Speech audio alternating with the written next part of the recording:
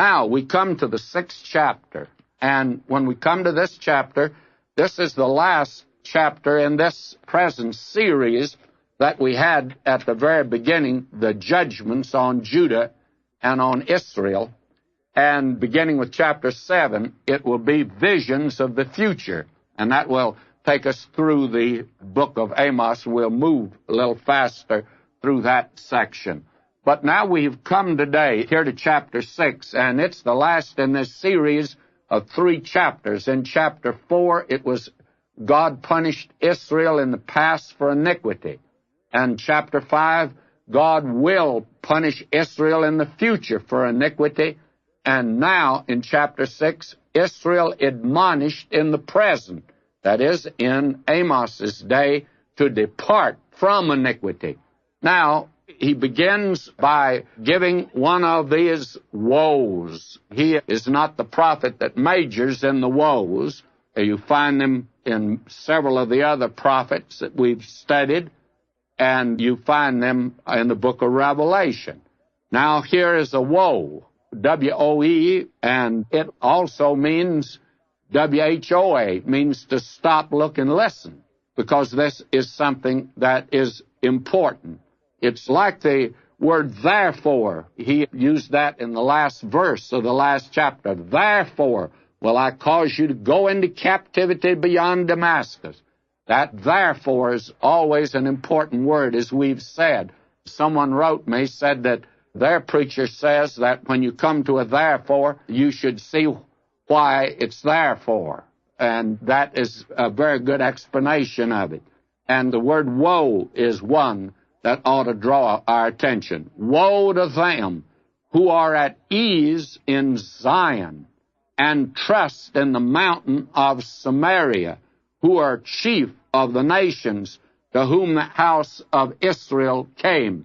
Now, actually, the northern kingdom, in grave danger, engaged in sin, was taking it easy. And it was something that they were saying, I think, to each other.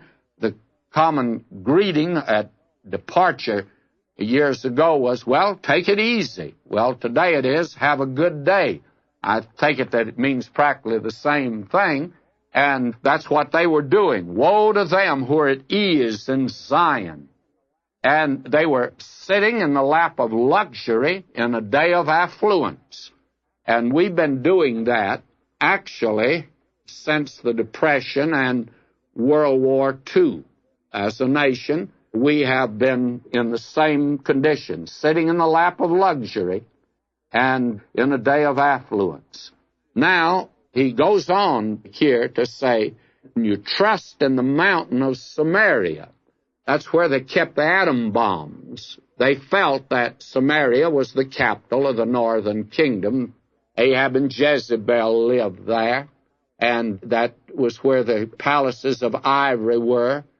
And it was a place, could be defended, wall around it. It sits lonely on a hill, and this had become a very important city, so much so that when the Assyrians destroyed it, Herod later on rebuilt it. Herod was quite a builder. You'll find that he built all over Palestine. He built Caesarea, built it right from ground up.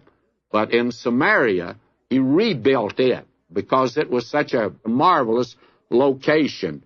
Now, all of this luxury and the fact that they had the atom bomb, they felt secure. They felt that they were well protected. Woe to them who are at ease in Zion and trust in the mountain of Samaria, who are named chief of the nations to whom the house of Israel came.